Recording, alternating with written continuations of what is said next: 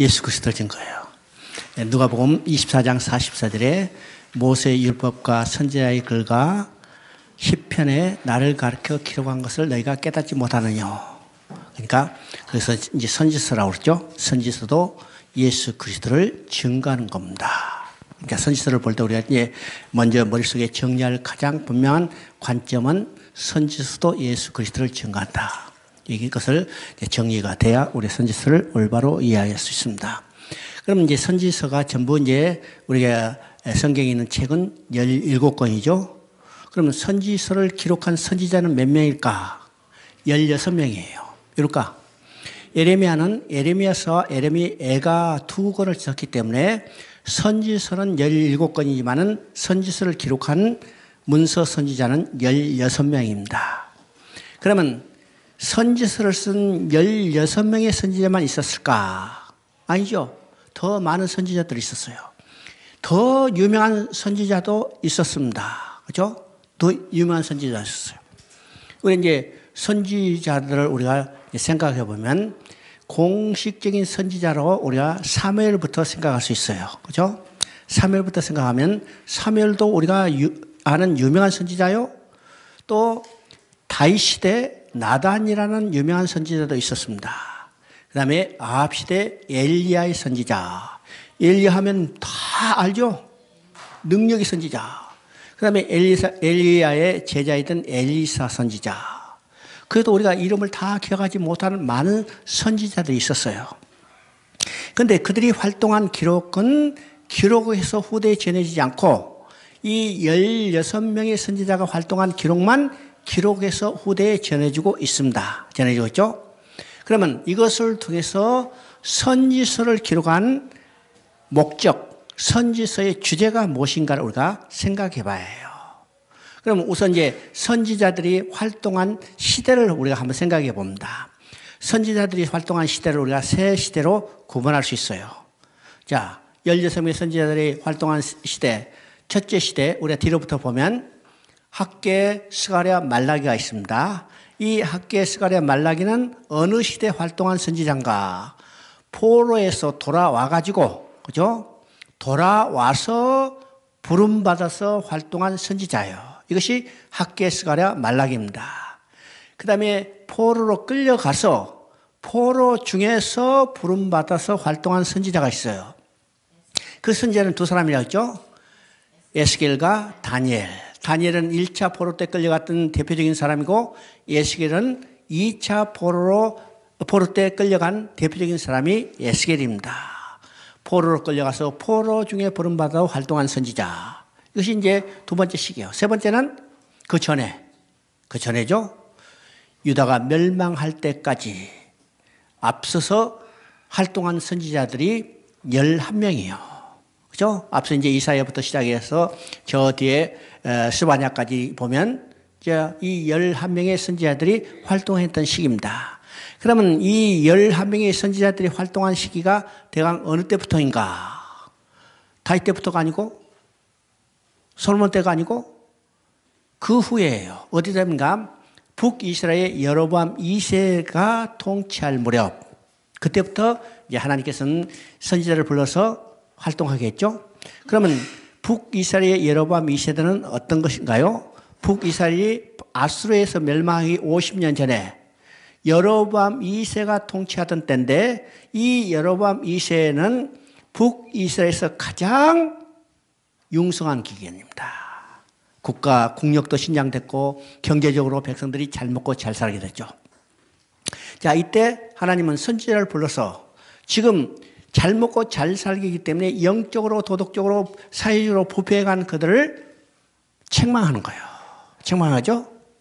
그때부터 시작해서 이제 나라의 국력이 전부 기운이 세워지고 점점 타락하게 깊게 타락해 간 이 시대에 하나님은 선지자를 불러서 그들이 하나님 뜻대로 살도록 하나님의 법을 지키고 하나님의 성미에 살도록 촉구하는 내용이 바로 이 시대에 활동했던 선지자들입니다. 그러면 이 선지자들이 활동한 시대는 여로보암 2세로부터 시작해서 북이스라엘이 멸망하고 드디어 남유다도 멸망하고 포로로 끌려가고 그다음에 포로에 돌아와서 살았던 이 시대에 활동했던 선지자들이죠. 그러면 그들이 활동한 이 활동의 기록을 기록해서 후대에 알려준 목적이 뭘까? 이 선지서를 기록한 목적이요. 선지서의 주제가 무엇인가를 알게 하는 거죠. 그러면 이게 선지서 기록한 목적, 선지서의 주제를 우리는 크게 네 가지로 이야기해요. 첫째는 그들이 하나님을 떠나서 우상을 숭배하고 하나님의 법을 지키지 않고 악을 행하여. 그러면 하나님은 어떻게 해요? 그들이 하나님을 떠나서 우상을 숭배하지 말고 하나님의 법을 지키며 살도록 어떻게 촉구해야죠. 그래서 첫 번째는 죄를 책망하는 겁니다. 죄를 책망하고. 두 번째는 죄를 책망할 뿐만 아니라 어떻게 해요? 그들이 돌아오게 하는 거예요. 돌아오게 하죠. 그래서 두 번째는 회개를 촉구하는 겁니다. 회개를 촉구하는 거예요. 여러분, 죄를 책망하는 목적이 뭐예요? 그들이 깨닫고 돌아오게 하는 거죠. 세 번째는 돌아오지 않는다면 멸망받는다. 심판을 경고하는 겁니다. 심판을 경고하는 거죠. 그러면 이제 선서의 아주 주제가 죄를 책망하고 회개를 촉구하고 심판을 경고했지만은 그들은 어떻게 됐어요? 돌아오지 않고 경고한 대로 멸망됐어요. 만약 선지서의 목적이 여기서 끝난다면 그것을 기록해서 후대에 전해질 필요가 없죠. 왜요? 그들은 아무리 죄를 책망하고 회개를 촉구하고 심판을 경고했지만은 돌아오지 않고 결국 멸망했어요. 멸망했죠? 그런데 선지서의 목적, 기록한 목적이 여기서 끝나지 않고 가장 중요한 목적이 뭘까? 그들은 우상을 숭배하고 하나님을 법을 지키지 않고 악을 행하다가 심판받고 멸망했지만은 하나님은 그들을 돌아오게 하시겠다는 거예요. 회복을 약속하는 내용입니다. 이 회복을 약속하는 내용이 선지서의 가장 핵심적인 내용이죠. 핵심적인 내용입니다. 그러면 우리가 선지서를 읽을 때 이 회복을 약속한 내용이기 때문에 선지서를 읽을 때 어떤 관점을 가져야 할까?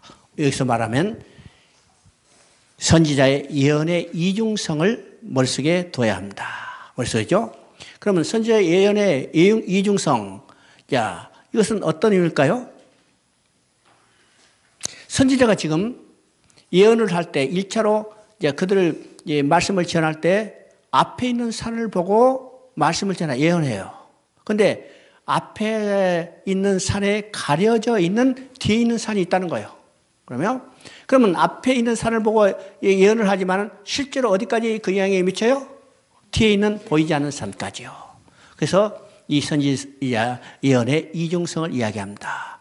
그러면 1차로 예언은 어떤 것이요? 앞에 있는 산. 그들이 바벨론 포로로 끌려가서 다시 돌아올 것에 대해서 예언을 하지만은 실제로 그것에 가려진 보이지 않는 산은 어떤 것이요? 사단에 노예된 인간들을 돌아오게 하는 영적 구원의 메시지가 이 선지서 속에 있다는 거죠. 그래서 선지서를 읽을 때는 이 예언의 이중성을 염두에 둬야 선지서를 올바로 이해할 수 있다는 겁니다. 있다는 거죠. 그래서 이런 관점을 가지고 여러분 이제 선지서를 봐야 합니다. 자, 그러면 선지서에는요, 이 16성임의 선지자뿐만 아니라, 구약의 역사 가운데는 많은 선지자이기 때문에 그 선지자들 외에 더 많은 선지자들이 있었어요. 선지자 있었죠? 그러면 그 많은 선지자들이 있었는데, 구약에는요, 거짓 선지자라는 말이 나타나지 않죠? 거짓 선지자들의 말이 나타나지 않지만은 이 선지자들 외에 많은 거짓 선지자가 있었다는 사실을 우리가 깨닫게 되는 겁니다. 깨닫겠죠? 예레미야 시대도 거짓 선지자들이 있었어요. 예레미야가 예언하는 것은 거짓말하고 있다고 막 핍박하기도 했죠. 또 우리가 보면요, 아합 시대, 아합이 전쟁에 갈 때 그때 여러 선지자를 불렀어. 근데 그 중에 한 사람이 나왔죠. 미가엘이라는 선지자가 당신 전쟁에 가면 죽는다 이렇게 했더니 감옥에 집어넣어 버렸어요. 그러면 그때 400명이라는 거짓 선지자가 있었죠. 그러니까 많은 선지자들이 있었어요. 많은 선지자가 있었어. 그러면 구약에는 거짓 선지자라는 말은 없지만은 거짓 선지자가 많이 있었다는 사실을 우리가 보게 되는 겁니다. 보게 되죠? 그러면 오늘 이 시대도 똑같이 참 선지자, 거짓 선지자가 구별될 수 있다는 것을 우리가 보게 되는 거죠. 그러면 구약을 통해서 거짓 선지자, 참 선지자, 구약에 거짓 선지자라는 말은 없지만은 나타나는 이 거짓 선지자들과 참 선지자를 어떻게 우리가 이해할 수 있을까? 그렇죠? 자, 만약에 그 선지자가 여호와 이외에 다른 신의 이름을 말한다면 그건 거짓 선지자예요. 그렇죠? 거짓 선지자가 여호와 이름으로 예언했다 하더라도 그것이 성취되지 않는다면 그건 거짓 선지자예요. 왜일까요? 하나님이 선지자를 통해서 말씀하시는 것은 이건 선지자들이 임의로 하는 말이 아니라 어떻게 해요? 하나님이 그 선지자의 입에 하나님의 말씀을 넣어서 하나님의 말씀을 예언하도록 한 겁니다. 그래서 그 예언은 누가 성취하냐면 하나님 자신이 성취하기 때문에 그 선지자들이 말했던 예언의 말씀은 반드시 성취되는 거예요. 반드시 성취되는 거죠. 그 다음에 이제 거짓 선지자, 참 선지자 구분은 거짓 선지자는 직업적으로 하는 선지 활동을 많이 했어요. 우리가 이제 뒤에 보면요. 거짓 선지자는 그래요. 자, 자기에게 많은 복채를 내면 복을 빌어줘요. 또 거짓 선지자들은 어떻게 해요? 자기 돈을 위해서 점을 치듯이 했어요. 이게 거짓 선지자죠. 이게 직업적인 거예요. 먹고 살기 위해서. 그러나 참 선지자는 비직업적으로요. 오직 하나님의 사명을 받아서 하나님 말씀만 전하는 선지자죠. 또 거짓 선지자, 참 선지자가 구별하는 이 내용 중에 이제 거짓 선지자는 집단적으로 활동을 했어요. 많은 내용들이 이렇게 나오죠. 그러나 참 선지자는 홀로 하나님 말씀만 그대로 붙들고 전하는 외로운 투정을 하는 많은 선지자들이 나타납니다. 그렇죠? 또 참 선지자는 자기를 드러내지 않고 오직 하나님만을 드러내는 선지자예요. 그런데 거짓 선지자는 하나님을 드러내는 게 아니라 결국은 누구를 드러내요? 자기 자신을 드러내는 이게 거짓 선지자, 참 선지자의 구약시대 우리 구분해 볼 수 있는 하나의 방법이죠. 자, 이사야서를 봅니다.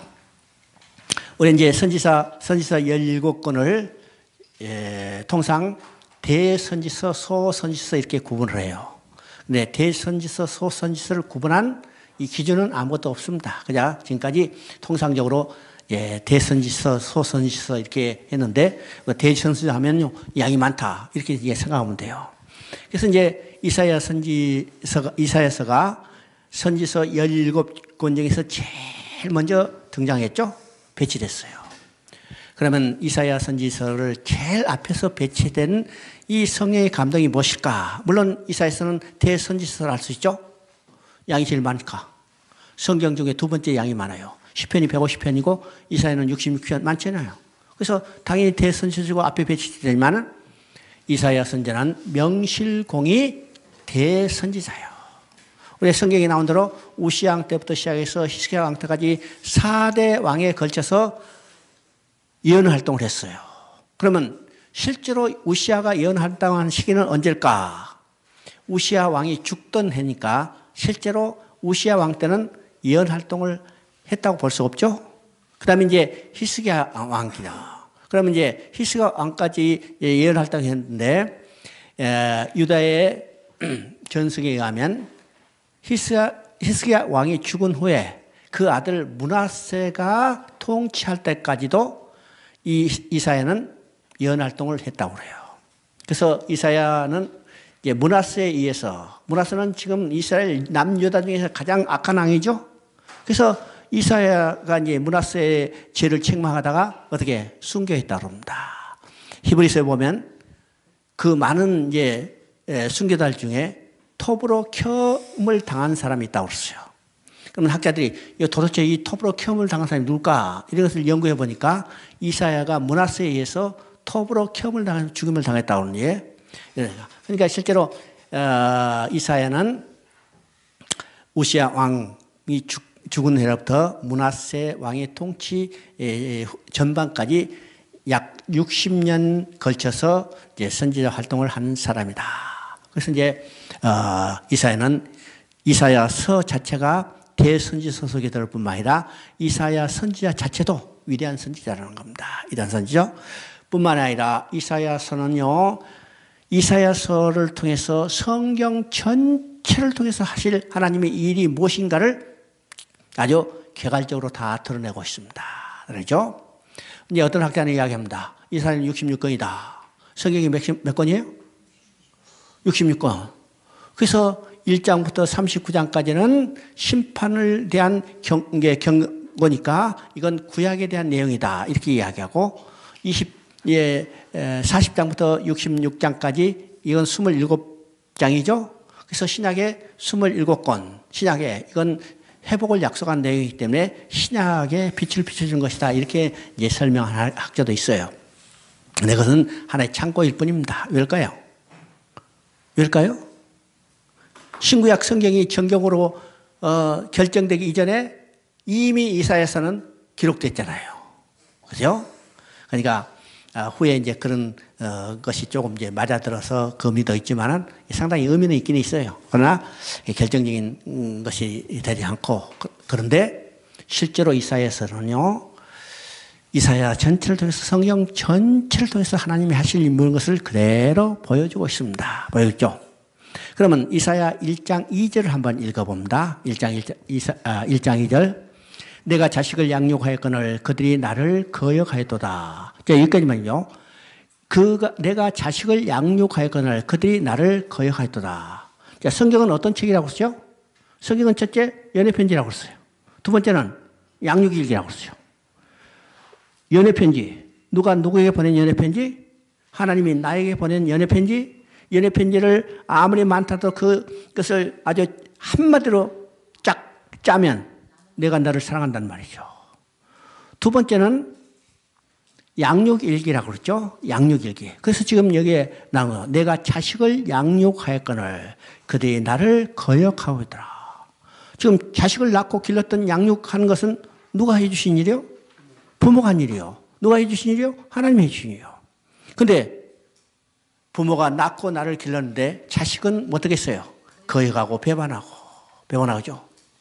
지금 언제부터 거역하고 배반이 일어났어요? 언제부터? 에덴 동산에서 아담이 하나님을 거역하고 반역했어요. 하나님의 언약을 어기고 선악과를 따먹었죠? 거역하고 반역한 겁니다. 그런데 하나님은 어떻게 해요? 버리지 아니하시고 그를 계속 돌아오게 하는 거예요.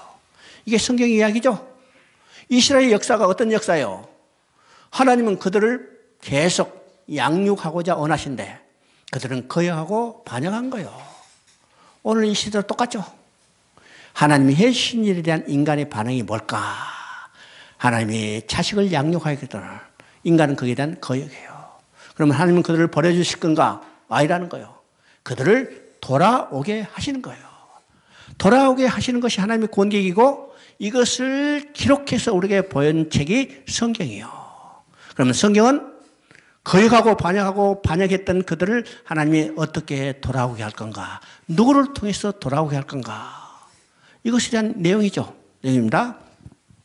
그래서 하나님은 그들을 돌아오게 해서 어떻게 하실 건가? 남은 자를 두시겠다고 했습니다. 남은 자를 두시겠다고 했죠.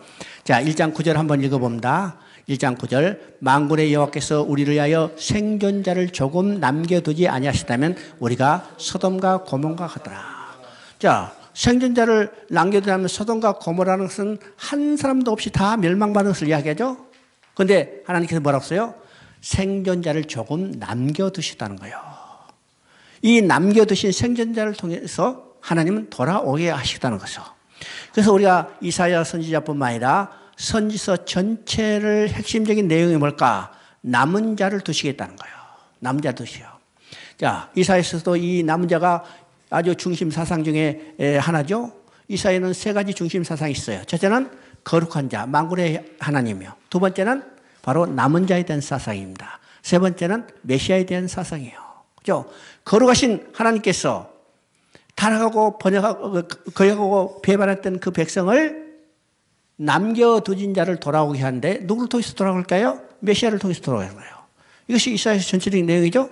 그래서 남은 자를 돌아오게 하겠다는 겁니다. 그래서 이 10장 20절 23절까지 한번 읽어보면 10장 20절부터 23절까지 그날에 이스라엘 남은 자와 야곱 족속에 피난한 자들이 다시는 자기를 친자를 의뢰치 아니하고 이스라엘의 거룩하신 자 여호와의 진실이 의뢰하느니 남은 자 곧 야곱의 남은 자가 능하신 하나님께로 돌아올 것이라. 이스라엘이여 내 백성이 바다의 모래 같을지라도 남은 자만 돌아오리니 넘치는 공의로 해멸이 작정되었습니다. 이미 작정됐은즉 만군의 여호와께서 온 세계 중에서 끝까지 행하리라. 여기에 지금 남은 자란 말이 4번이나 반복되죠.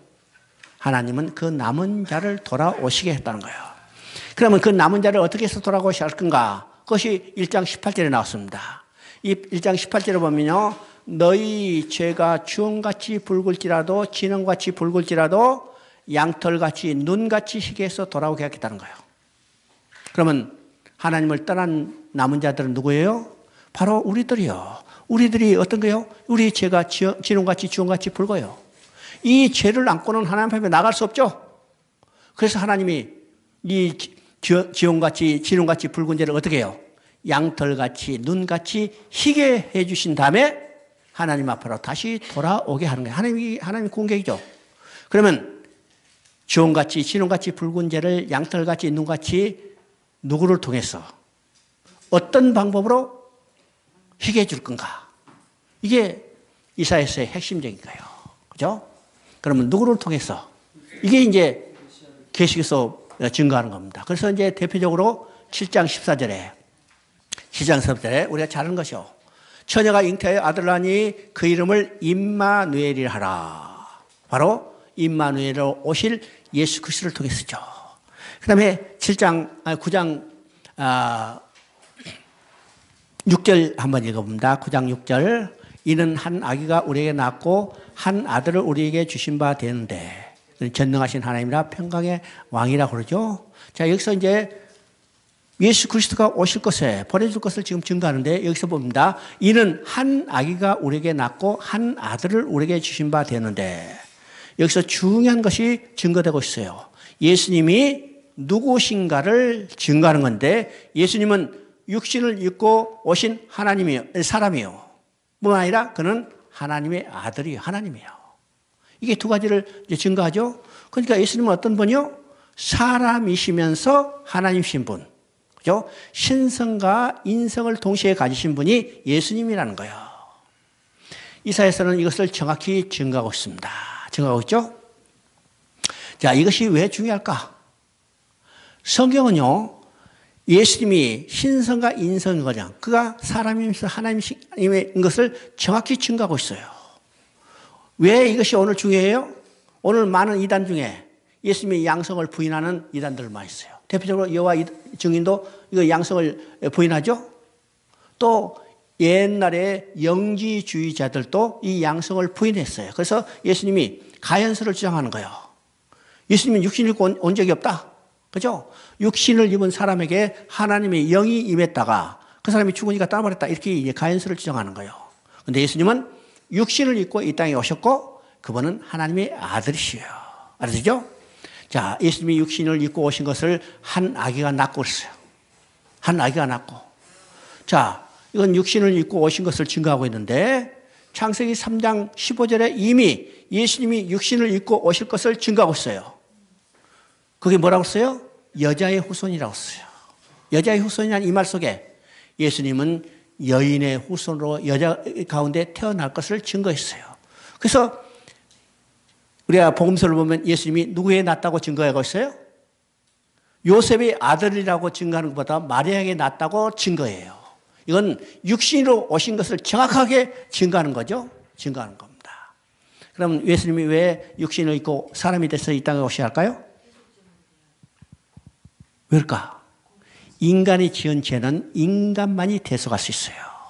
천사도 대속할 수 있는 게 아니고 짐승의 피가 대속할 수 있는 게 아니고 그건 그림자로만 보였을 거고 인간만이 대속할 수 있기 때문에 예수님은 우리의 죄를 대속하시기 위해서 이 땅에 육신을 입고 오셨어요. 그래서 복음서에서 말하죠. 복음서 여러 군데 나오는데 인자가 온 것은 많은 사람을 위한 대속물이 되려 함이라. 인자는 육신을 입고 오신 하나님, 곧 예수 그리스도예요. 많은 사람을 위한 대속인물이 되려 함이라. 우리의 죄를 대속하시기 위해서 십자가에 피 흘려 죽으셨어요. 이게 육신을 입고 오신 거죠. 또 예수님은 하나님이세요. 한 아들을 우리에게 주신 바 됐죠. 누가 그 아들을 주셨어요? 누가 그 아들을? 하나님이 그 아들을 우리에게 주셨어요. 여기서 아들이라는 개념은 어떤 개념일까? 이거는 혈육적인 아버지 아들의 개념이 아니고 이건 관계적인 아버지 아들의 개념입니다. 인간이 인간을 낳으면 인간이 낳죠. 개가 개를 낳으면 개를 낳죠. 원숭이가 원숭이를 낳으면 원숭이 낳죠. 하나님이 하나님을 낳으면 누굴 낳았어요? 하나님이에요. 그러니까 하나님의 아들이라는 것은 이건 관계적인 개념입니다. 그러니까 하나님의 아들 하면 곧 누구예요? 그 하나님이라는 거예요. 왜 예수님이 하나님으로 이 땅에 오셨을까? 인간의 죄는 누구만이 살 수 있어요? 인간의 죄는 하나님만이 사함을 선포할 수 있어요. 그렇죠? 자, 우리가 복음서를 보면 예수님이 중풍병자를 고쳤었어요. 중풍병자를 고쳤을 때 예수님이 뭐라고 말씀하세요? 내 병이 나았다 이렇게 선포하지 않았어요. 내 죄가 사함을 받았냐고 했어요. 내 죄가 사함을 받았다고 선포하니까 그것을 들은 유대인들이 뭐라고 했어요? 자, 제가 누구에게 죄 사함을 선포하는가? 그래서 예수님이 십자가에 못 박혀 죽은 제목은 신성모독죄입니다. 신성모독죄예요. 자기가 하나님 아들이래. 하나님이래. 그러니까 신성모독죄로 본래는 돌에 맞아 죽어야 하는데 예수님은 반드시 십자가에 못 박혀 죽어야 했기 때문에 빌라도에 넘겨져서 로마의 재판을 받고 십자가에 못 박게 된 겁니다. 그렇죠? 이게 예수님이 사람이면서 하나님 것을 정확히 증거하고 있습니다. 증거하고 있죠? 왜 그걸 강조할까? 오늘날 많은 이단들 중에 그렇죠? 예수님의 양성을 부인하는 이단들이 있기 때문입니다. 이단이죠? 자, 그 다음에 11장 1절을 보면 그죠? 이세 줄기에 산싹이 나며 그 뿌리에 가기가 나서 결실할 것이요. 그죠? 이 말은 예수님이 정상적인 적법한 혈통을 타고 태어날 것을 증거하는 거예요. 그죠? 이 족보를 드러내고 있는 거죠. 족보를. 그러면 지금 예수님이 누구신가를 증거했는데 그러면 그분이 무슨 일을 하셔야 할까요? 이것이 이제 53장에 나오는 겁니다. 53장 6절 우리는 다 양 같아서 그릇 행하며 각기 제 길로 갔거늘 여호와께서 우리 모두의 죄악을 그에게 담당시키셨도다. 이것은 구약에 나오는 갈보리 장면 중에 한 장면이라고 그랬죠. 첫째 장면은 창세기 22장, 두 번째 장면은 시편 22편, 세 번째 지금 이사야 53장 6절에 우리의 죄를 모두 그에게 담당시키셨다. 어디서? 갈보리 십자가에서. 그러니까 지금 이사야서는 예수님이 누구신 것과 예수님이 무슨 일을 하셨는가를 정확히 증거하는 거죠. 복음은 뭐예요? 앞으로 이제 우리가 복음서 보겠지만은 복음서는 바로 이 두 가지를 증거하는 겁니다. 복음서의 전반부는 예수님이 누구신가를 증거하는 거고 복음서의 후반부는 예수님이 무슨 일을 하셨는가를 증거하는 거예요. 그럼 복음서의 전반부는 뭐예요? 주는 그리스도시요 살아계신 하나님의 아들이신가? 이게 베드로가 신앙 고백한 겁니다. 이 말씀을 들은 예수님이 친히 뭐라고 말씀하세요? 내가 예루살렘에 올라가서 서기관과 장로들과 제사장들에게 권한을 받고 제3일에 다시 부활할 것을 비로 말씀하시니. 그러니까 복음서는 예수님이 누구신가과 예수님이 무슨 일을 하시는가를 이 합쳐서 하나의 복음이에요. 그런데 이사야 선지자는 이미 그것을 정확히 증거하고 있죠. 정확히 증거하고 있습니다. 예수님이 누구신가? 그는 육신을 입고 오신 하나님의 아들, 여자의 후손으로 오신 그분이고 그분이 무슨 일을 하셨어요? 가죽옷을 지어 입히셨어요. 어디서? 십자가에서. 그렇죠? 자, 53장 10절을 한번 읽어봅니다. 53장 10절 여호와께서 그에게 상함을 받게 하시기를 원하사 질고를 당하게 하셨은즉 그 영혼을 속건 제물로 드리기에 이르면 그가 시를 보게 되며. 자, 여기서 이제 속건 제물을 든다고 했어요. 속건 제물. 그러면 속건 제물은 어떤 것이라고 했어요? 죄를 범했을 때 다른 사람의 물질적 손해를 입혔거나 그 사람의 정신적 피해를 입혔다면 그것까지 갚아주는 거예요. 그러면 예수님이 속건 제물로 드렸다는 것은 어떤 의미예요? 아담의 범죄로 인하여 모독받은 하나님의 이름과 훼손된 하나님의 영광을 회복시켜주는 거예요. 이게 드려진 죄가 속건 제물이에요. 속건 제물이죠? 그래서 예수님은 십자가에 죽으심으로써 뭐가 이루어졌어요? 하나님의 이름이 거룩하게 되고 하나님의 영광이 회복되는 겁니다. 회복되는 거죠. 그러니까 우리의 죄를 속해줄 뿐만 아니라 하나님의 이름과 영광을 회복시켜주는 속건제물로 드렸다는 사실이죠. 이것이 이사야서는 정확히 증거하고 있습니다. 자, 이사야 40장 1절 2절 한번 읽어봅니다. 40장 1절 2절. 내 백성을 이루어라. 그 노역의 때가 끝났고 그 죄악이 사함을 받았느니라. 그 죄악이 사함을 받았느니라 하죠. 이제 3절에 보니까 외치는 자의 소리여 이르되 너희는 광야에서 여호와 길을 예봐라. 그러면 39장까지는 죄를 책망하고 회개를 촉구하고 심판을 경고하는 내용이에요. 그러면 이제 40장부터는 회복을 약속하는 겁니다. 회복을 약속하죠. 그래서 40장 처음에 지금 회복을 약속하기 때문에 뭐라고 지금 말씀하세요? 내 백성을 이루어라.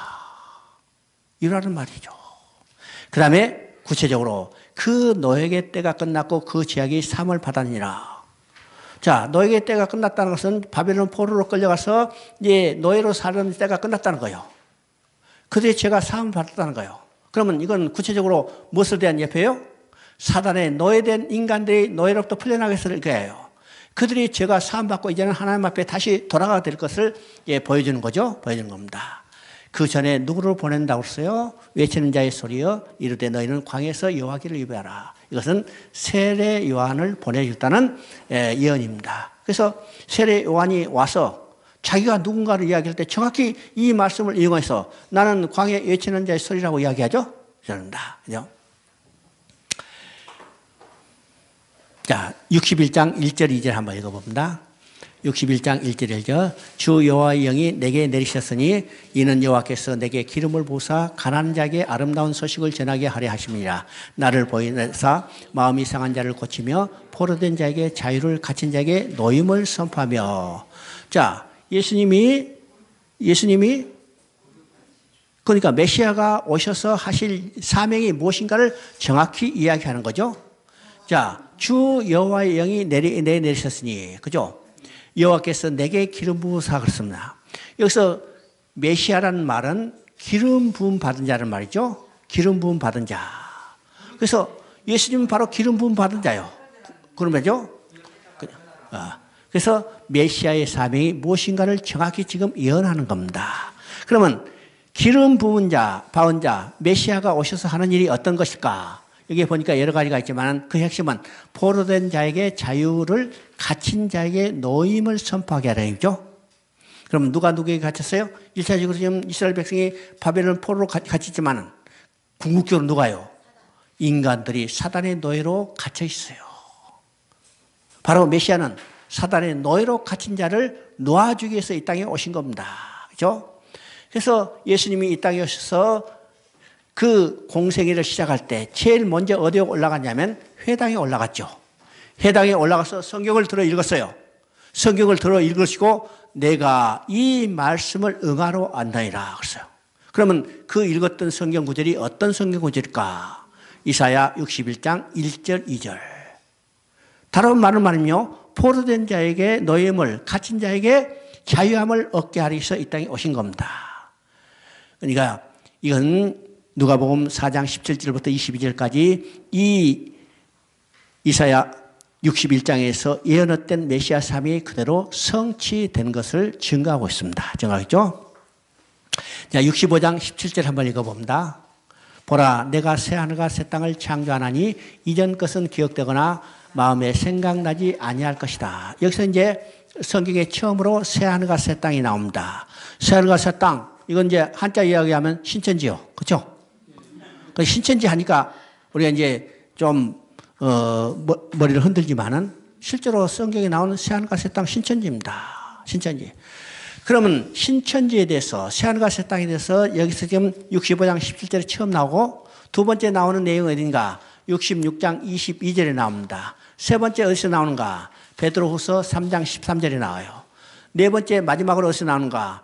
계시록 21장 1절에 새하늘과 새 땅 이야기 나오죠. 그러면 우리가 새하늘과 새 땅 하면요, 야, 어디다가 신도시 만들겠나? 그렇죠? 그런 생각을 하지만은 하나님은 신도시 어디서 우리 잘 살 수 있는 신도시를 만드는 게 아니라 이건 어떤 의미일까요? 새하늘과 새 땅. 여기서 우리가 새하늘과 새 땅에 대해서 4번 이야기하지만은 새하늘과 새 땅에 대해서 구체적인 것은 한마디도 없어요. 새하늘과 새 땅 이야기만 나옵니다. 새하늘과 새 땅 이야기만 나오죠. 그러면 새하늘과 새 땅은 우리가 어디에 언제 어떻게 지을 건가 많은 관심을 가지고 있죠. 오늘 종말론자들이 다 그것에 대해서 뭐 여러 가지로 이야기를 해요. 그런데 여기서 말하는 새하늘과 새 땅은 어떤 것일까요? 어떤 것일까요? 이거는 지정학적 도시공학적 개념이 아니라는 겁니다. 인간이 하나님 품에서 함께 살았어요. 이게 인간이 누리던 안식이죠? 안식이에요. 그러면 하나님이 누리던 안식은 어떤 것이요? 자기 형상대로 지은 인간과 함께 살며 기뻐하며 즐거워하며 살았어요. 이게 하나님의 안식이요. 그러면 그 백성은, 인간들은 하나님의 안식 속에서 하나님과 함께 안식을 누렸어요. 다른 말로 말합니다. 하나님의 안식은 곧 그 속에 함께 누리는 인간의 안식이요. 그러면 여러분이 지금 자식을 낳고 그 자식을 안고 기뻐 즐거워했어요. 그죠? 그러면 자식을 안고 기뻐하는 것이 여러분의 안식이고, 자식은 그 엄마 품에서 기뻐하며 즐거워하는 거예요. 그러니까 엄마의 안식이 곧 자식의 안식이죠. 하나님의 안식이 그 형상대로 지은 인간의 안식이죠. 자식을 잃어버렸다. 부모의 안식이 깨졌죠. 반대로 하면 그 자식도 안식이 깨져버린 거예요. 엄마를 잊어버리고 두려움과 슬픔과 고통 속에 울부짖죠. 왜요? 안식이 사라졌기 때문에. 그러면 언제 안식을 회복할 수 있어요? 자식을 찾았을 때. 부모는 다시 마음의 기쁨과 평안을 누리는 거예요. 또 자식은 부모를, 엄마를 품에 다시 안겼을 때 신과 슬픔과 고통은 사라지고 두려움은 사라지고, 거기서 어떻게 해요? 기쁨과 즐거움과 평안을 회복하는 거예요. 그러면 엄마 품에 안긴 그 상태가 뭐예요? 엄마 품에 안긴 그 상태, 이거 자체가 새하늘과 새 땅이에요. 새하늘과 새 땅. 그러니까 이게 새하늘과 새 땅 개념하면 우리가 지정학적 아주 도시학적 개념으로 복잡하게 생각하지만은 근본적으로 하나님 품에 돌아가서 하나님께 돌아가서 하나님 품에 다시 안긴 그 상태, 이것을 새하늘과 새 땅으로 표현하고 있는 겁니다. 그렇죠? 그러면 하나님이 구원하는 목적은 뭐예요? 하나님을 떠난 인간을 다시 하나님께 돌아와서 새하늘과 새 땅, 하나님 품에서 영원히 함께 기뻐하며 즐거운 삶을 누리게 되는 거예요. 이것이 이사야 마지막으로 하나님이 구원의 목적을 완성했다고 선언하는 것과 마찬가지입니다. 마찬가지죠? 자, 그 다음에 에레미야서입니다. 에레미야서는 이제 에레미야 활동한 시기는 어떨까? 에레미야는 참 비운의 선지자라고 합니다. 자, 유다의 이제 마지막 선한 왕이었던 요시야 왕이 있죠. 요시야 왕이 참 이제 그 할아버지가 이제 증조부가 누구냐면 히스기야예요. 그다음에 그 이제 할아버지가 므낫세예요. 므낫세 다음에 또 아몬이라는 자기 아버지가 있었는데, 히스기야는 선한 왕이지만은 므낫세, 아몬은 유다 왕 가운데 가장 악한 왕이에요. 자, 이것을 본 이제 요시야가 왕에 올랐어. 그래서 야, 안 되겠다. 우리 다시 하나님께 돌아가자. 그래서 종교개혁을 일으켰습니다. 종교개혁을 일으키는데 참 어떤 연유인지 이 요시야가 종교개혁을 성공한 게 아니라 전쟁에 나가서 죽어버렸어요. 그죠? 무기토 전쟁에 가서 죽어버렸어요. 그게 609년경인데, 그래서 그 후에 이제 이은 왕들이 자기 선대 요시야 왕의 종교개혁을 이어받아서 이 종교개혁을 일으킨 게 아니라 엉망진창으로 타락했습니다. 그래서 30년 만에 4사람의 왕위가 바뀌는 아주 심한 격변을 일으키죠. 그리고 유다는 점점점 더 타락의 길, 멸망의 길로 빠져들어가는 겁니다. 그때 하나님은 에레미야를 부르셔서 그 타락에 돌아올 수 없는 길로 빠져들어가는 그들을 회개하고 돌아오도록 선포하는 것이 에레미야서입니다. 돌아왔어요? 돌아오지 않았어요? 안 돌아오죠. 그러니까 눈물을 흘리면서 돌아오게 하는 거예요. 그래서 에레미야를 우리가 눈물의 선지자라고 그럽니다. 왜요? 돌아오지 않는 그들을 눈물을 흘리면서 돌아오게 해요. 또 어떻게 했어요? 눈물을 흘리면서 돌아오라고 했지만은 돌아오지 않고 그들은 멸망하고 성읍과 성전은 불에 타고 그들은 포로로 끌려가게 되는 겁니다. 자, 자기 백성이 나라가 멸망하고 포로로 끌려가는 모습을 눈으로 보게 되는 거죠. 그럼 어떻게 해요? 또 눈물을 흘리는 겁니다. 그래서 예레미야 선지자를 눈물의 선지자라고 그래요. 눈물의 선지자. 자, 예레미야 1장 1절 한번 읽어봅니다. 예레미야 1장 1절. 너는 여러 나라와 여러 왕국 위에 세워 내가 그것들을 뽑고 파괴하며 파멸하고 넘어뜨리며 건설하며 신가하느냐. 하나님은 예레미야를 불러서 그 사명을 주시는데 지금 예레미야 사명이 여기에 나타나죠. 여기서 지금 두 가지로 나타납니다. 뽑고 파괴하며 파멸하며 넘어뜨리며, 이건 죄를 청구하고 경고하는 사역이고, 반대로 건설하며 심게 하느냐, 이건 회복을 하는 사역이죠. 회복을. 그러면 예레미야가 진정으로 뽑고 파괴하며 파멸하며 넘어뜨려야 할 것이 무엇이었을까? 그죠? 예레미야가 뽑고 파괴하며 파멸하며 넘어뜨려야 할 것이 무엇이었을까? 무엇이었을까요? 응? 두 가지입니다. 예레미야가 뽑고 파괴하며 넘어뜨려야 할 것은 성전에 대한 잘못 생각이요. 잘못된 생각이죠. 또 하나는 다윗 언약에 대한 잘못 생각이요.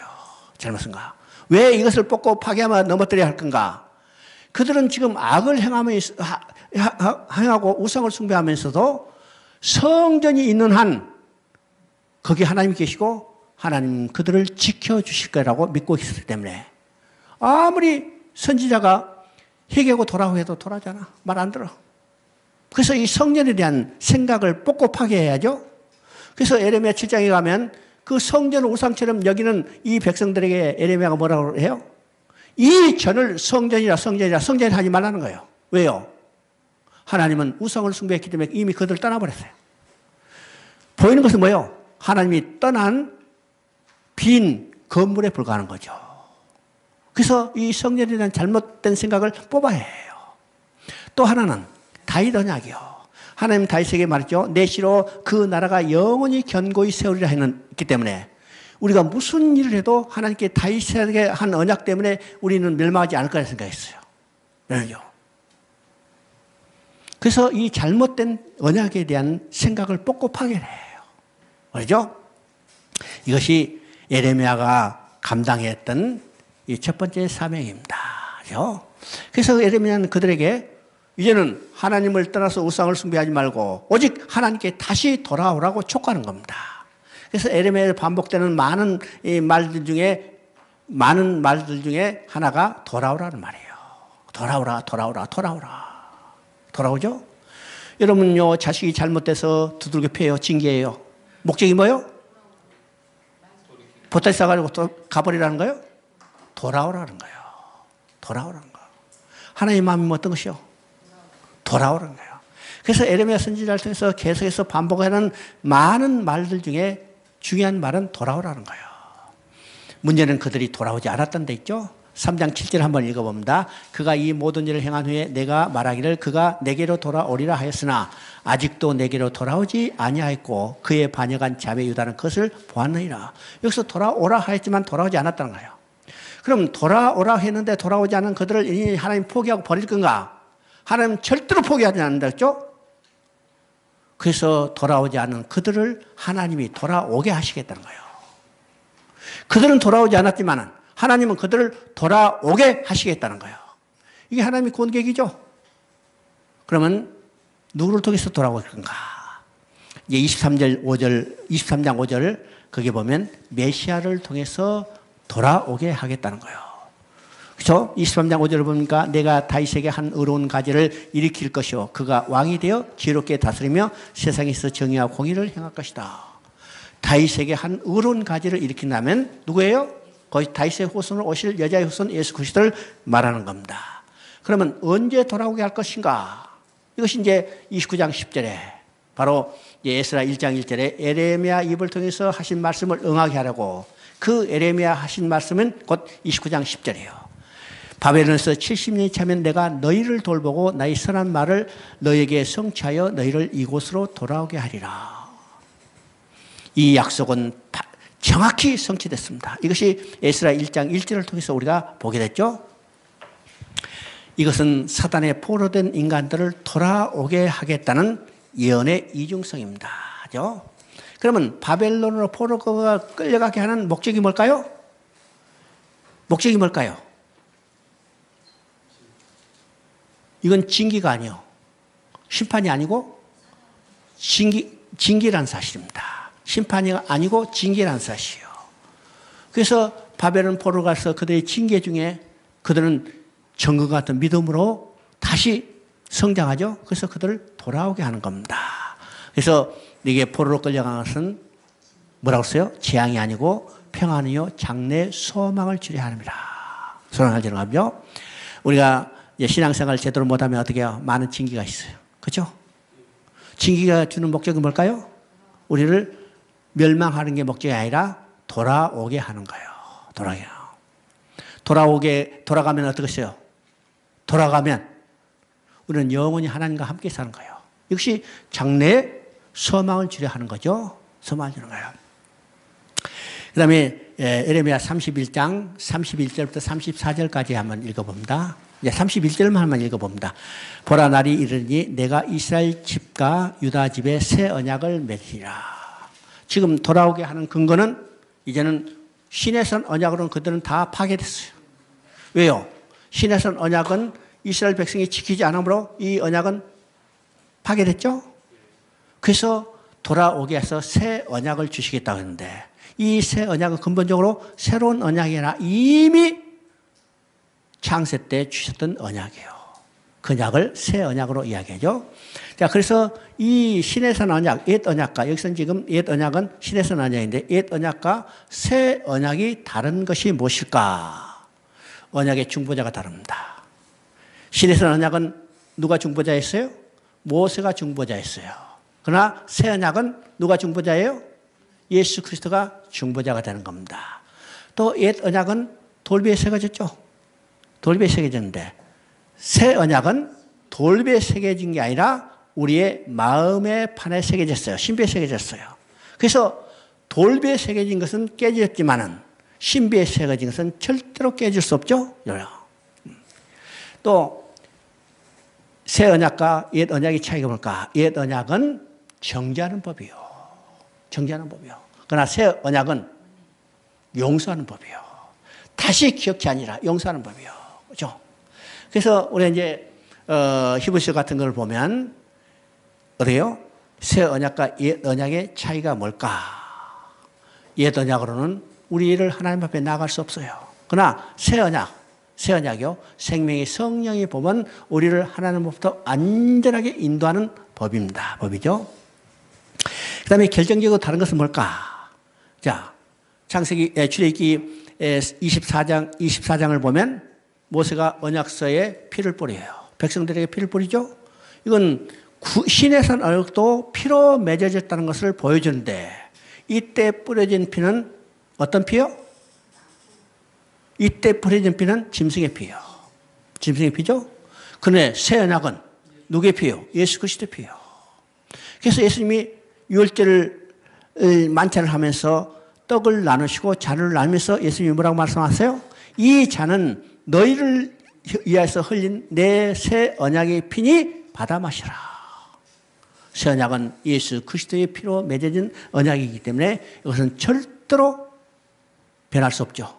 이게 새 언약과 옛 언약의 차이입니다. 자, 33장 2절 3절 한번 읽어봅니다. 33장 2절 3절 이를 행하시는 여호와 그것을 만들어 성취하시는 여호와 그의 이름을 여호와라 하는 이가 이와 같이 이르시도다. 너는 내게 부르짖으라 내가 내게 응답하였고 내가 알지 못하는 크고 은밀한 일을 내게 보이리라. 자, 이 내용 우리가 잘 아는 내용이죠. 기도할 때 이게 이제 기도마다 이거 써붙였어요. 자, 그래서 내가 부르짖으라 내가 알지 못하는 응답이고 내가 알지 못하는 크고 은밀한 일을 내게 보이리라. 그러니까 부르짖고 기도하면 자기 모든 목적과 계획이 다 성취될 것으로 생각하고 이걸 기도하죠. 그런데 성경은요 인간이 무엇을 하라고 요구하는 게 아니에요. 하나님이 무엇을 해주겠다고 우리에게 약속하는 거죠. 그래서 지금 뭐라고 써요? 내게 부르짖으라 내가 내게 응답하였고 내가 알지 못하는 크고 은밀한 일을 내게 보이리라. 그죠? 그러면 여기서 알지 못하는 크고 은밀한 일은 무엇일까? 알지 못하는 크고 은밀한 일은 무엇일까요? 성경을 보면요, 여러분 큰 일이란 말이 여러 군데 나옵니다. 큰 일. 그러면 하나님이 해주신 큰 일은 무엇일까? 하나님이 해주신 큰 일은 무엇일까? 우리가 큰 일을 하면요, 하나님이 일으키는 어떤 기적과 이사를 생각해요. 안진병이 일으켰다. 나병 낫게 했다. 심지어 죽은 나서 살다. 물 위에 걸어갔다. 하나님의 관점에서 이건 큰 일이요, 작은 일이요? 물 위로 걸어간 일이 큰 일이요? 아무것도 아니에요, 그건. 아무것도 아니에요. 우리가 볼 때는 큰 일이라고 하잖아요. 하나님의 관점에는 그건 아무 큰 일 아니에요. 하나님은 어떤 하나님이요? 무에서 유를 창조하는 천지 만물을 지으신 하나님이요. 그러니까 안진병이 일으킨 거 아무것도 아니죠? 죽고 나서 살린 거 아무것도 아니죠? 그런데 우리는 그것이 큰 일인 걸로 생각해요. 그러면 하나님의 관점에서 큰 일은 무엇일까요? 하나님을 떠났던 인간을 돌아오게 하는 일이에요. 하나님의 구원계획이요. 이것이 하나님의 큰 일이에요. 이것이 얼마나 큰 일이면 자기 독생자 예수를 보내셔 십자가 죽게 하심으로 일을 이루셨어요. 이게 하나님이 하신 큰 일이죠. 그러니까 내게 크고 은밀한 일을 보이려 하는 것은 바로 하나님의 구원 계획을 이루신 일이에요. 이것을 반드시 이루시겠다는 거예요. 말이죠. 그러니까 성경에서 말하는 하나님의 큰 일이 무엇인가 우리 정확히 이해할 수 있어야 합니다. 자, 쉬었다가 20분에 시작하겠습니다.